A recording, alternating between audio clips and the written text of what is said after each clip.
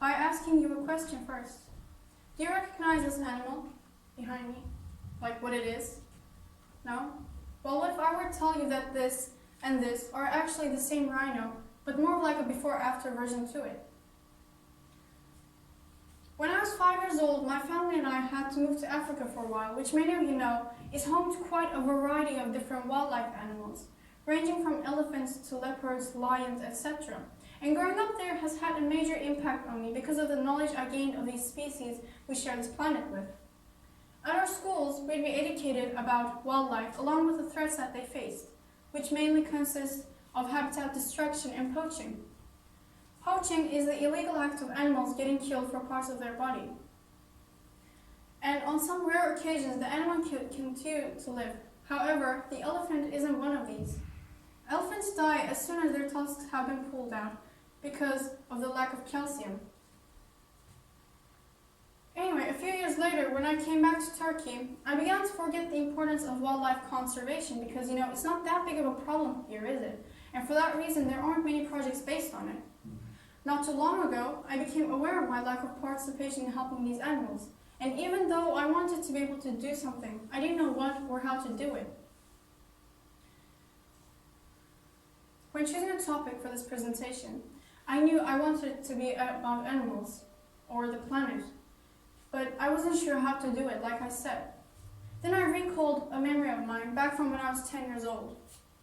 It was a warm, sunny afternoon when my family and I decided to visit the zoo. Now, this wasn't your average zoo. It was huge, and it had many types of animals, including ones that were saved and conserved. I'll get back to that later. But my family and I were sitting in this area where monkeys would casually swing by, sometimes coming up to you, and in general, you'd have a fun time. However, it felt to me as though the monkeys went to every single person except me. I watched in jealousy as the monkey even went to my sister, but it didn't come to me. They completely ignored me, that's what I thought. So being the stubborn 10-year-old I am, I ignored them back and continued to play some game on my mom's phone. I think it was Candy Crush. When I felt something begin to crawl on my head, saying that I was scared would be an understatement because, to be honest, I was completely horrified. My mother, who sat on my right at the moment, said that it was a monkey, and in this rush, we both took out our cameras to snap a picture of it. But before we could get anything, it went away. I was sad watching the monkey run off to someone else, and I felt completely sad, like I said. Then I felt something land on my lap.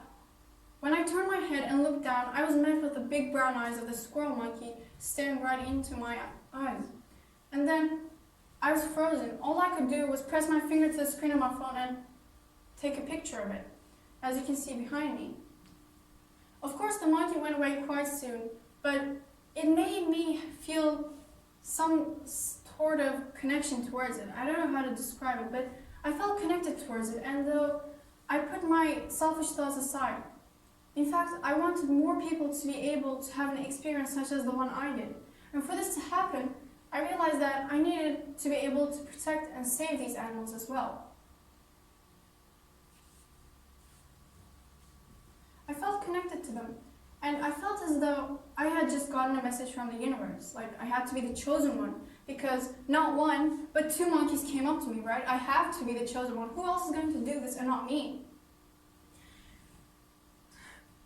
Of course, that's what I thought till I realized that the monkeys had only come to me in the first place because the zookeeper passing by had pretended to put food on me, and the monkeys just so happened to be following her. The moment was enough for me to want to do something special, though.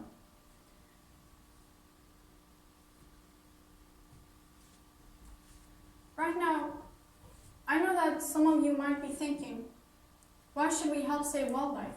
What kind of contribution do they have to us? They live in the wild and we don't even interact with them, right? That's how it's supposed to be.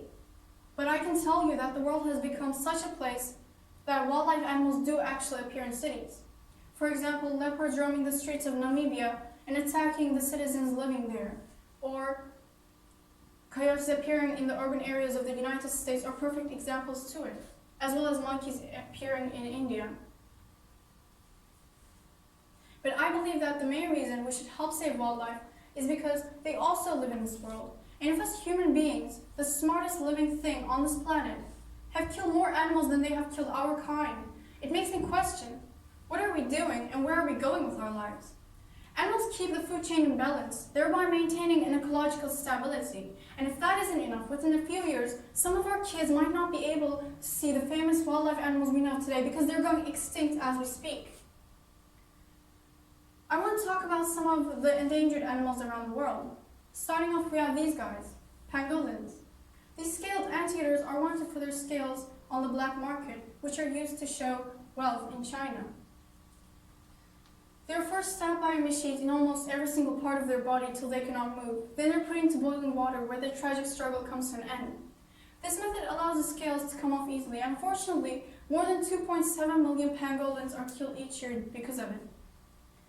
Vaquitas are the world's most endangered marine animal, with a number of around 10 of them left, currently swimming in the waters of California as we speak.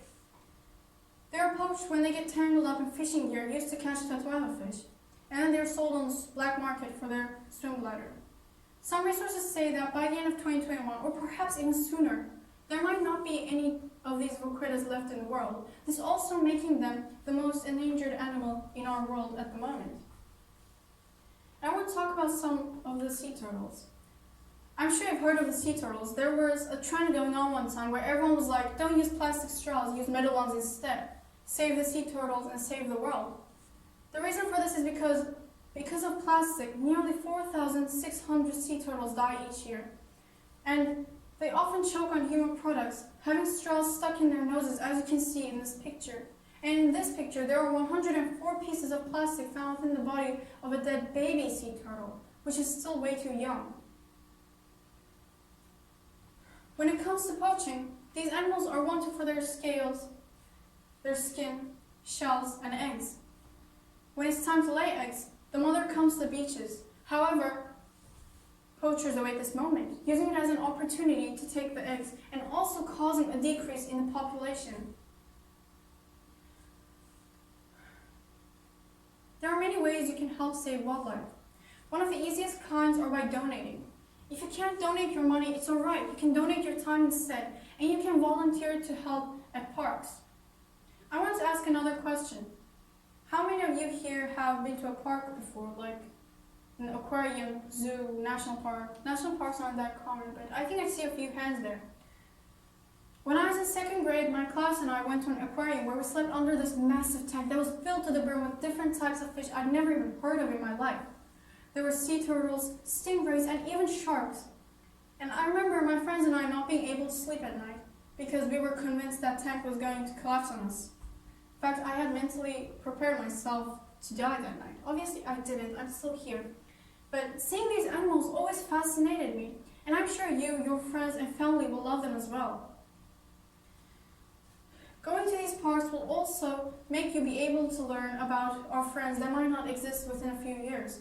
And part of the money that these parks earn, which also consists of the fee you pay when getting in or buying things while you're there, goes to wildlife conservation, and it helps the habitats of these animals become upgraded.